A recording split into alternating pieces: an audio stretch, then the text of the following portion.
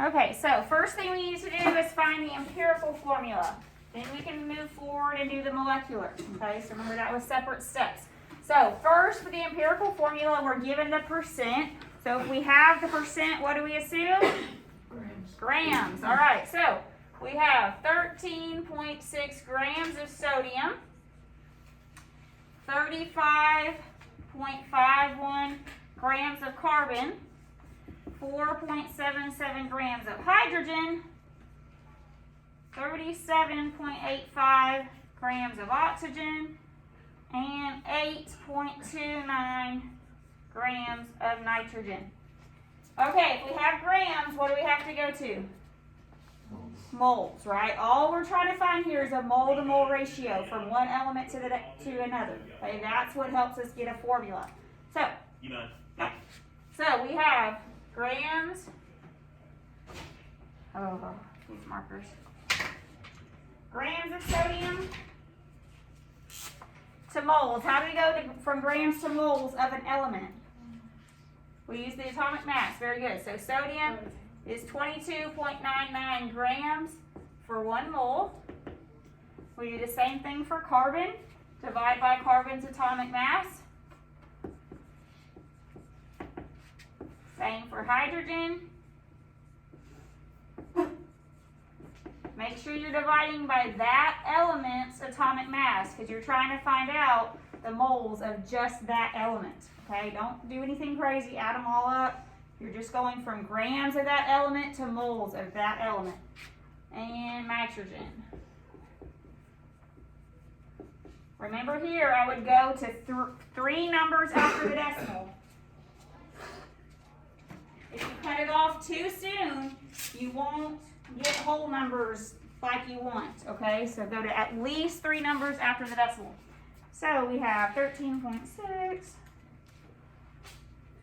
0.592 moles of nitrogen,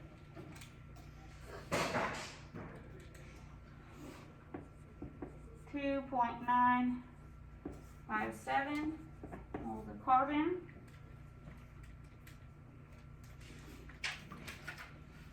4.732 moles of hydrogen,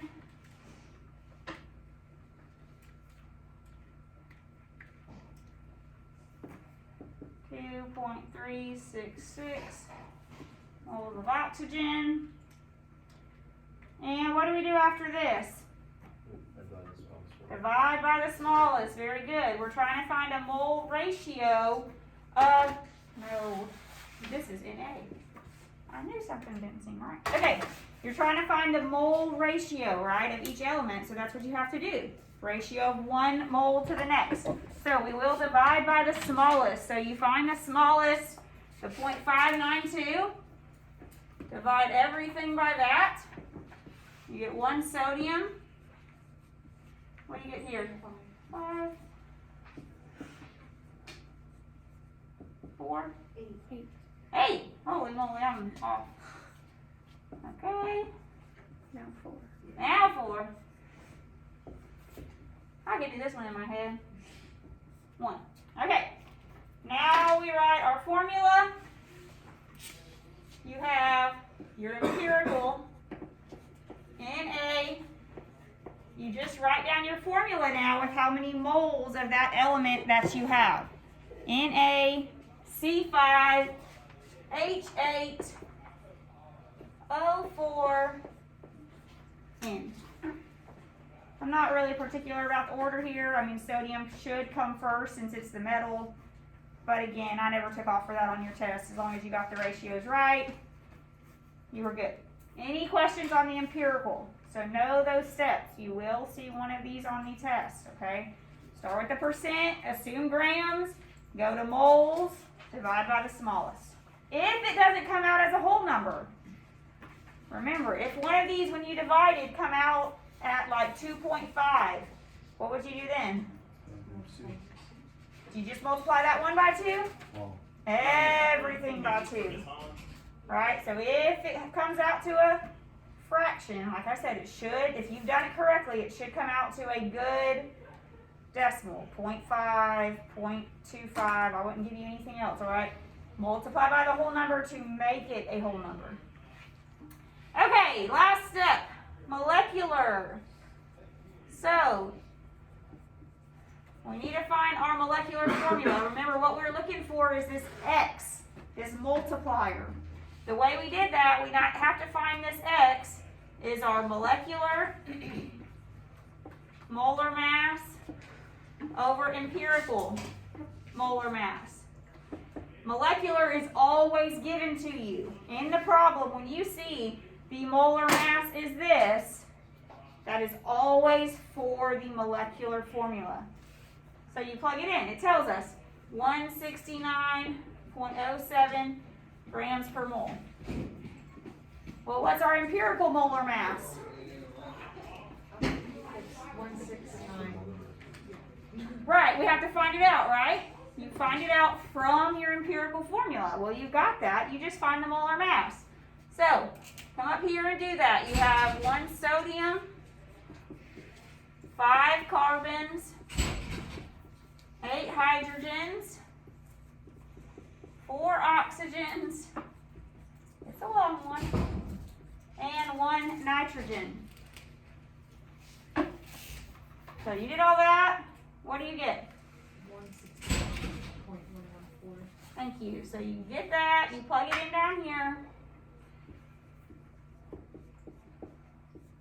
So what is our X for this problem? 1. You should get a whole number. 1 or 2 or 3. We've even gotten up to 6 before. You will get a whole number if you've done it correctly. Here, our molecular formula is just the same because our multiplier is 1. So you would say your molecular formula is the same thing. If I got 2, let's pretend I got 2. Okay, just as practice. Pretend I got 2, then all I would do is say my molecular is 2 times my empirical. So I would just multiply everything by 2. Na2, C10, H16, O8, N2. If, this is different, I'm just showing you, right, because 1's pretty simple. But if you got an X that was not 1, any whole number, you just multiply it by that empirical. Okay, any questions on that? I feel okay with that. Okay. Next, I think percent composition is next, which we haven't done that long ago, but we're going to practice it anyway. Mnemonic equation, that's for my honors. Okay, percent composition. You're just going to do the first one. This water one's for honors. So just do this first one. Find the percent of each element in the compound sodium phosphate, Na3PO4.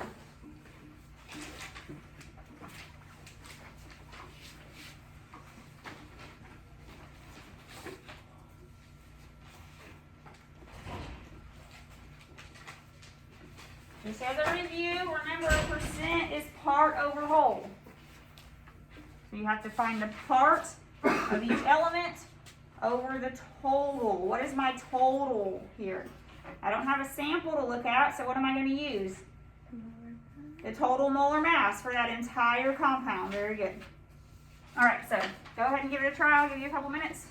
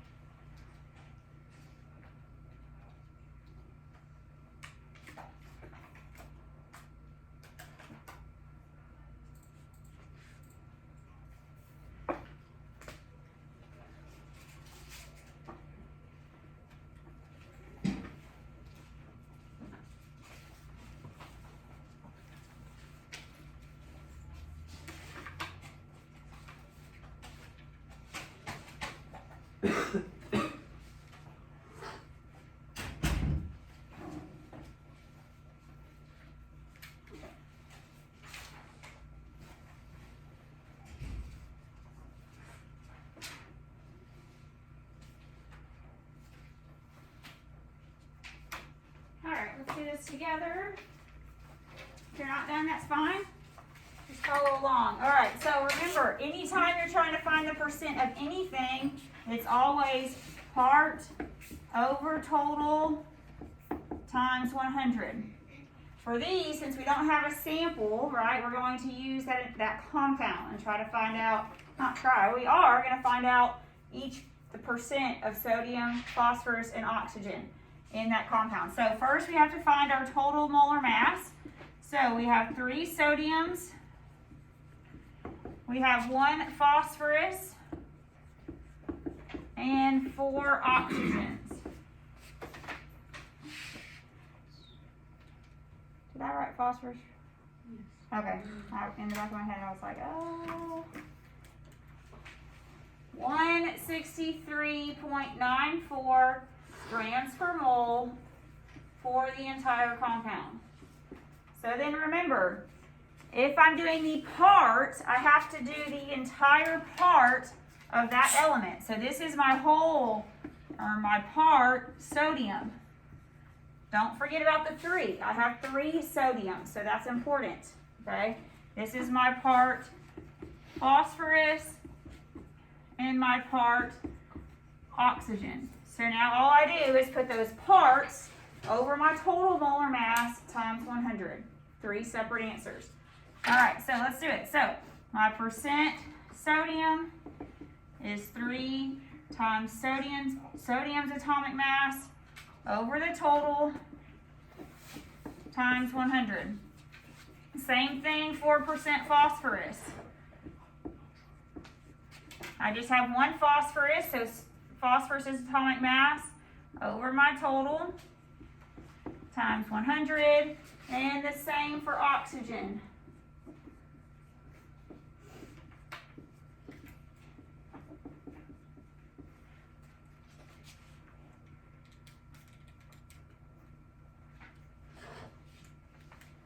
All right, so I should get, or you should have gotten 42.07% sodium,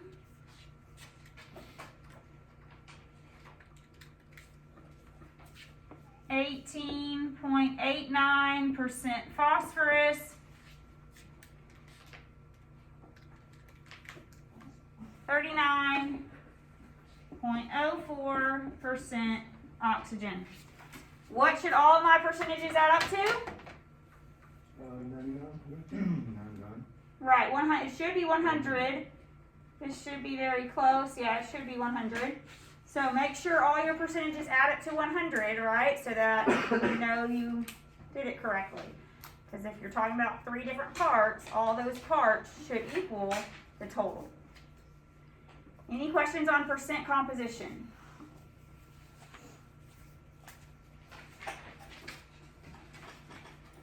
Alright, hydrate, not y'all. Lewis structures. We're going to do this real quick. Remember,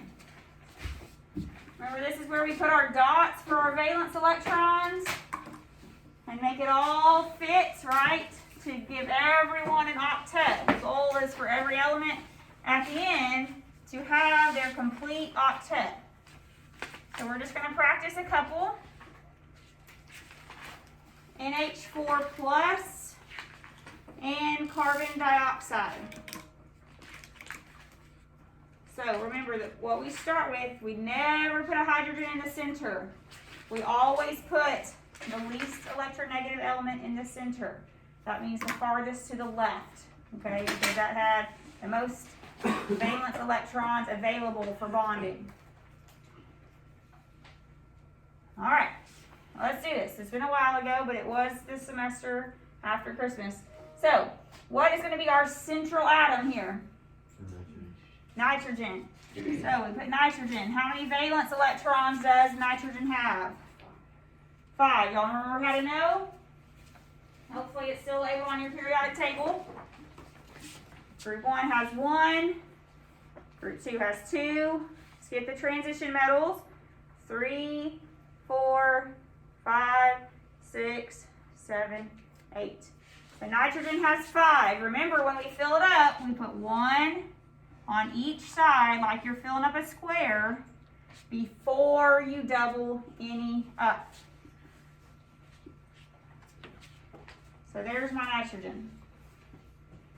All right, now I have 4 hydrogen. So how many valence electrons does hydrogen have? 1. Just 1.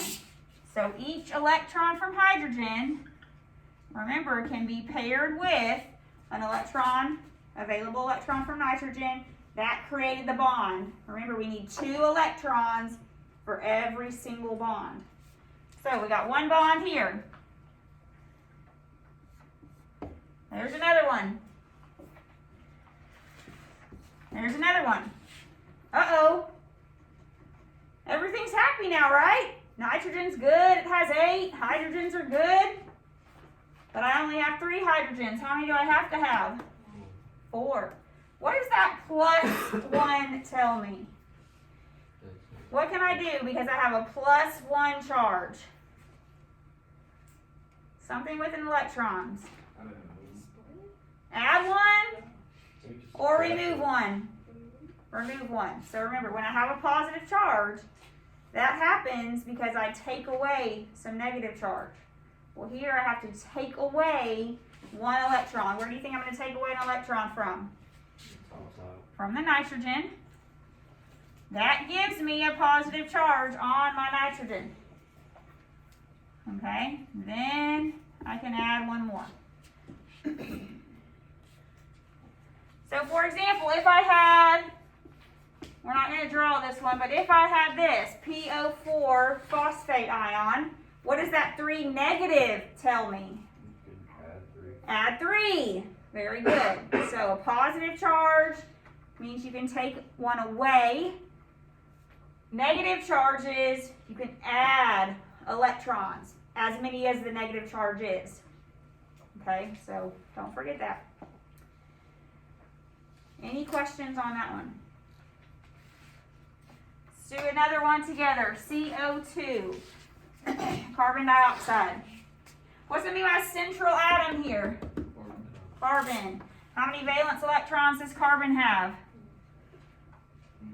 2. Not 2. 4. So fill up every side. Remember, do not pair them up until you have more than 4. So we got 4. All right, now I get to add in my oxygens. Pick any available electron. It doesn't matter which one. Let's pick this one. How many valence electrons does oxygen have? 6, right? It's in group 16, so 6. So the first electron has to go to what? Making that bond. That's what created my bond. So then count. 1. You can't do more than 6. 2, 3, 4, 5, 6. Don't just fill it in because then you won't see that, hey, oxygen doesn't have 1 paired up. Okay, so count as you're doing it. All right, we have another oxygen. So let's do it on this side. It doesn't matter what side you pick. We have 1, 2, 3, 4, 5, 6. Well, that's all I can add. I have a carbon, I have 2 oxygens. It's not giving me a positive or negative charge, so I can't just erase or add electrons, right? I don't have a charge here. So what do I need to do? What else did we learn that I need to do now? Create a double bond. So remember, if 2 elements each have an available electron, they come together and form a double bond. Well, is this oxygen good? It is. So I do not touch. Once an element's good and has its 8, don't touch it again. What do I need to do now, though? Make a double bond with this oxygen. Okay, so that electron will come in, create a double bond. Any questions on drawing your Lewis structures? I will say, I'm not going to make you go back and try to remember all the shapes. Remember, we learned all the shapes of the molecules and angles of the molecules. You're not going to have to know this to that extent, but you should be able to just draw them and tell me, hey, maybe this one has a double bond, maybe which one has a triple bond, things like that. But you're not going to have to go back. I thought about it and I thought, that's too much detail. So but you do need to be able to draw them, okay? Any questions on drawing the molecules?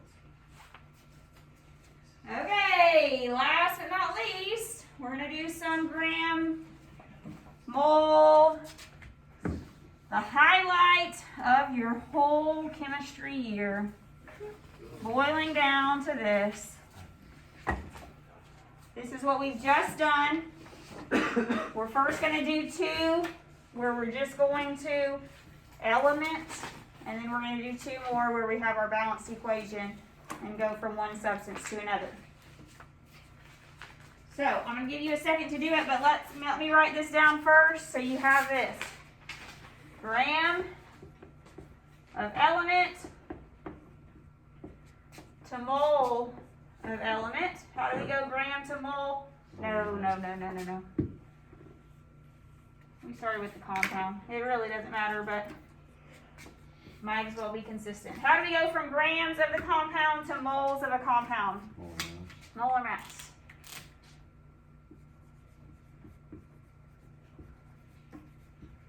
Alright, then we're going to go from moles of a compound to moles of the element. How do we do that? Mole ratio.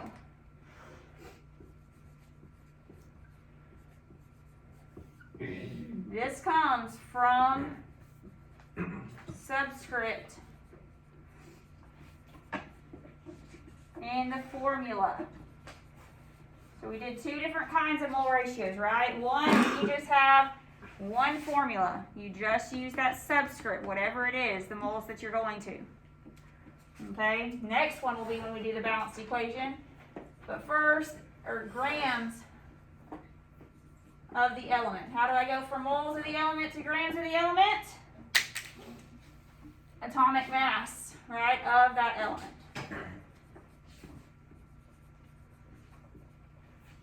Okay, so give it a try.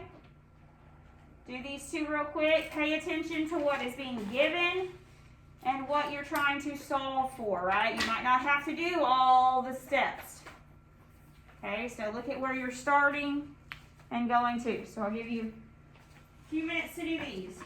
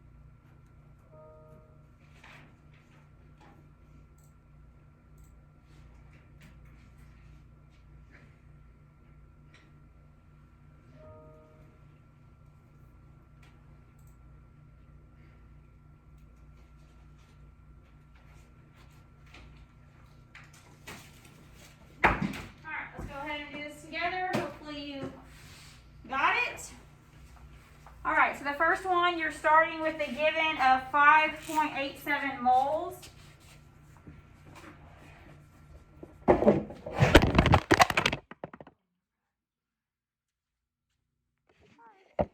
you're fine. It was fine. These kids are gonna wonder what in the world.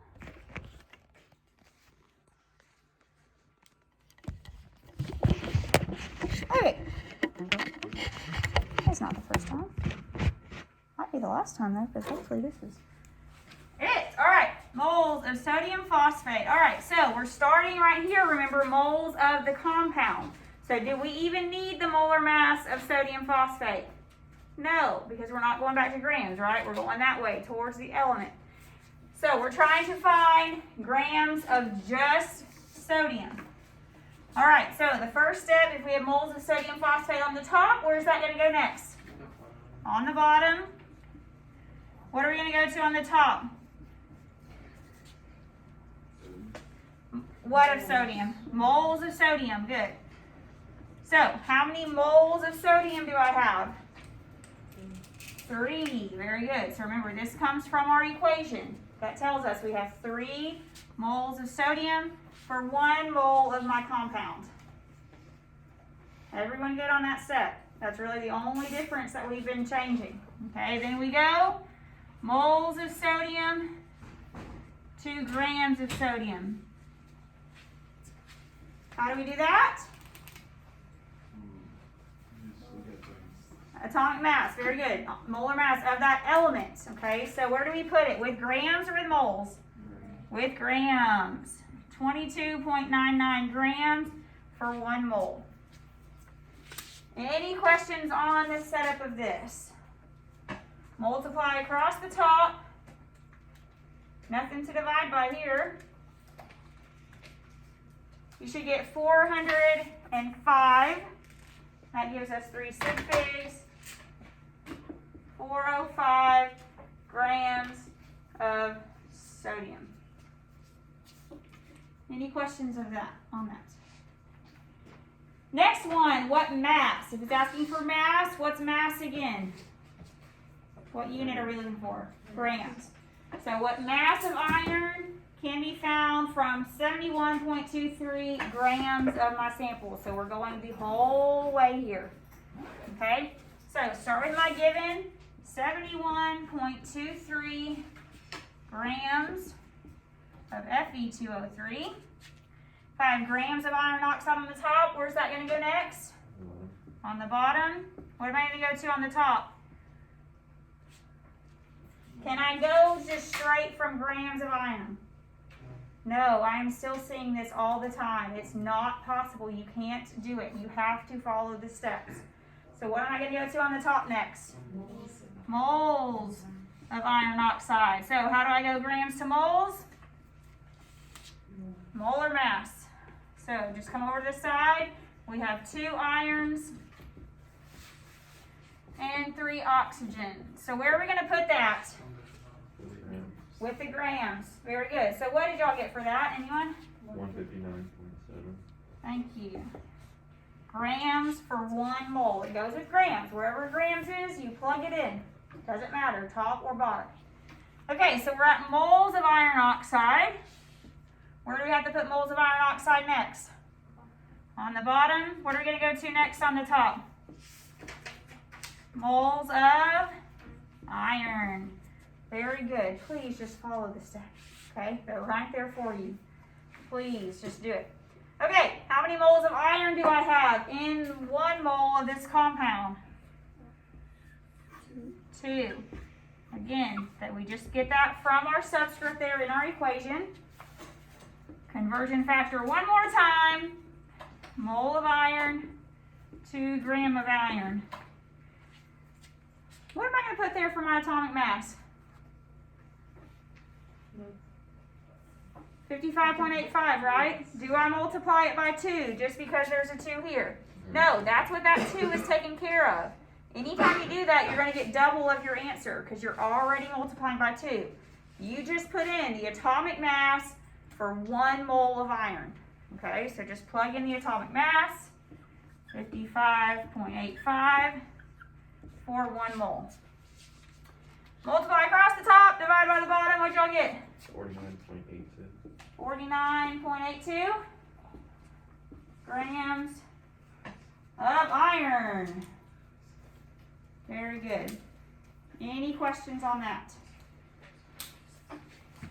Okay, last set is what we literally just did and just tested on, but goodness, it's small. But I didn't want to not do it one more time.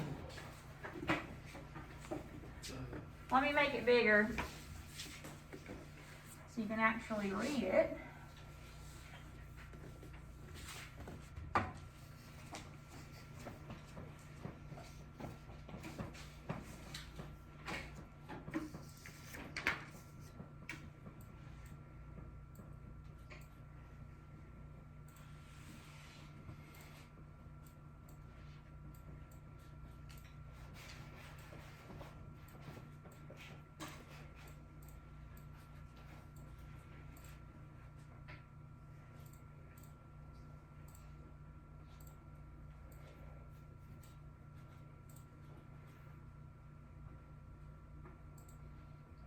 Okay, I'm going to give you the equations on reaction equations on the test as well. Okay, so no worries about that.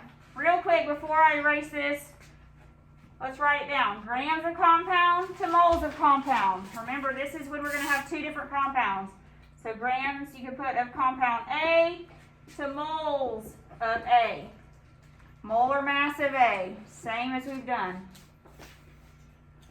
This time, remember, we're not going to the element, we're going to moles of another compound, B. So where does our mole ratio come from this time?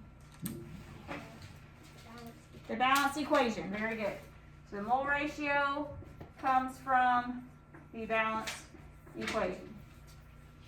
Then we're going to go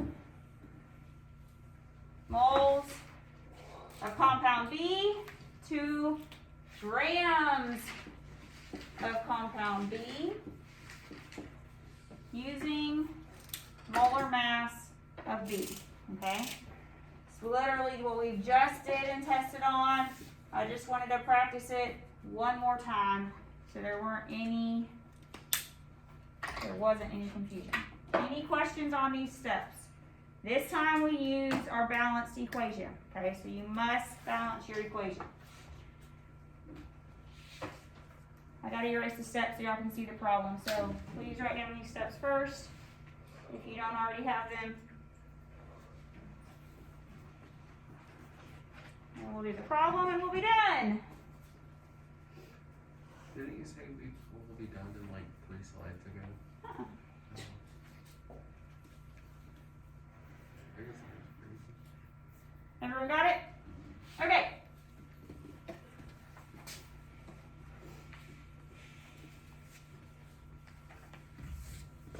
Alright, I'll give you about 5.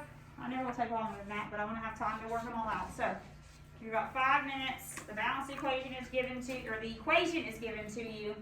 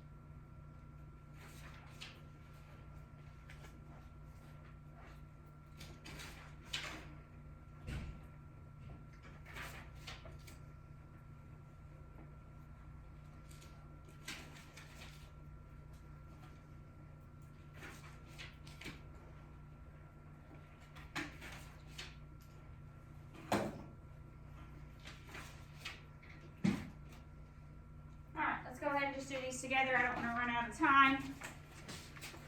So y'all get it all in. All right, first, zinc plus hydrochloric acid reacts to form zinc chloride and hydrogen gas. So what do we need to do first?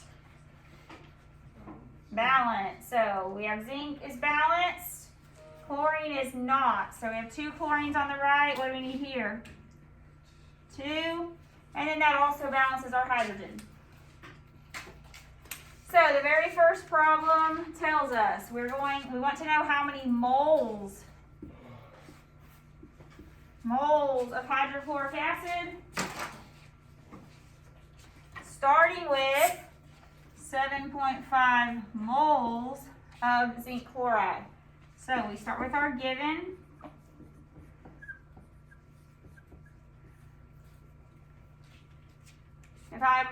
Well, let me ask you first, how many steps is this problem going to be? Just one. Going from moles of one substance to moles of the other. Okay, so moles of zinc chloride on the top. I need to put moles of zinc chloride on the bottom. What am I going to go to next on the top? Moles of hydrogen chloride. Very good. Moles of HCl. That's all we're trying to do here. Mole to mole ratio, you can do that in one step. We use our balanced equation for this. So how many moles of HCl do we have? 2. How many moles of zinc chloride do we have? 1. Just 1. So just use your balanced equation. Okay? We don't need any molar masses here because we're not involving grams at all. So we just multiply across the top and we get 15 moles of hydrochloric acid, HCl. Any questions on that? All right, and the final problem here, you might recognize it as a limiting reactant problem. So let's see here. What do we have to do first? Balance. So our iron is balanced, our chlorine is not. How many total chlorines are we going to need on each side? 6. 6. So we put a 3 here with our chlorine gas, 2 here with our iron chloride. So how many irons do we need? 2. All right, so this problem is saying how many grams are going to be produced if I start with 15.3 grams of iron and 25.6 grams of chlorine gas. I want to know how much product that am I going to make. What type of problem is this? Limiting reactant, right? Limiting reagent. I know both of my reactants. So if you are given 2 givens, you have to find out which one of those you're going to run out of first. Okay? What I would do, just to save yourself some of the thought, I would just go from grams of each reactant to the grams of that product that it's asking for. Whichever is the smallest number is going to be your answer. Right? Because that's the one you're going to run out of first. Yes? So you said go to moles? You can go to moles, or you can just go ahead and go straight to grams since that's what you're looking for too. But the key is your answer is going to be the smallest. You don't add them up. You don't subtract them. You don't pick the biggest. The smallest, right? Because that is the reactant that's limiting you. You will have one of these on your test. So, let's go ahead and do it. We're going to go from 15.3 grams of iron. We got to go from grams of iron to moles of iron. How do we go from grams of iron to moles of iron? Atomic mass, good. 55, or molar mass, 0.85 for 1 mole. Remember, anytime you do molar mass, it is for 1 mole. The only time you have a different number for moles is when you do your mole ratio, which is what we're going to do next. So next, we have to put moles of iron on the bottom so that it cancels. What am I going to go to next on the top? Moles of my iron chloride, what I'm solving for. Everyone with me? How do I know mole to mole? Mole ratio. So how many moles of iron do I have? 2. Remember, it just comes from the balanced equation. How many moles of iron chloride? 2. All right, one more step. We have moles of iron chloride on the top. We have to go on the bottom. What are we going to go to next on the top? Grams. How do we go moles to grams? Molar mass. So, go over to the side. We have 1 iron, 3 chlorines,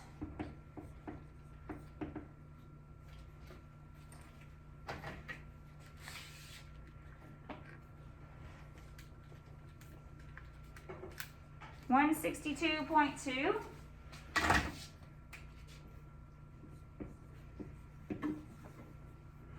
All right, we're going to multiply across the top,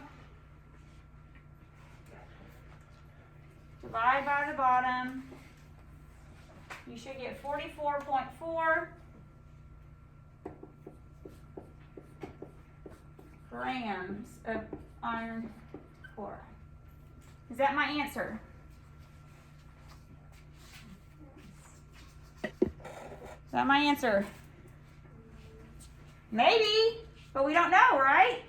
Because we don't know if that iron is our limiting reagent or not. So it could be, but you can't go off that. Because I bet you one of those multiple choice answers is going to be that, whether it is or not, okay? So you've got to do both, since I'm giving you both. So now we'll start with 25.6 grams of chlorine gas.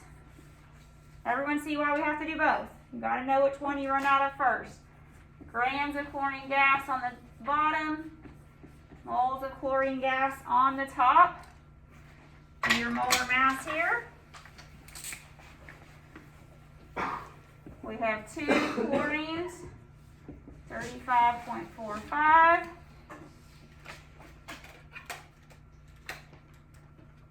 70.9 grams for 1 mole. Now we gotta go mole to mole, so moles of chlorine gas to moles of the product. Remember, you're always going to the same thing so that you can compare. How many moles of iron chloride do I have? 2. Remember, this comes from my balanced equation. How many moles of chlorine gas do I have? 3. Next step. Last step. Going to the grams. I've already calculated the molar mass, so just plug it in for 1 mole. Multiply across the top. Divide by the bottom. And you get 39.0 grams. So how many grams of iron chloride will be produced? Which one? 39. Everyone understand why that is how much product will be produced? That's base. This would be my limiting. Chlorine gas would be my limiting. That's what I'm running out of first. So whichever product is the smallest amount, that is your final answer. You can't produce more product than that limiting. All right? Any questions? Okay, so you'll probably see at least one of each of these types on the test. Hold tight, listen up. We will play, I've made another Jeopardy game for Tuesday, which will just be the vocabulary. I hope you realize on the last test, the ones we did on Jeopardy were pretty much the ones you saw on the test. So we will play Jeopardy on Tuesday. You will have a test review that will be a minor grade, your last minor grade for the year, and then your test will be Thursday.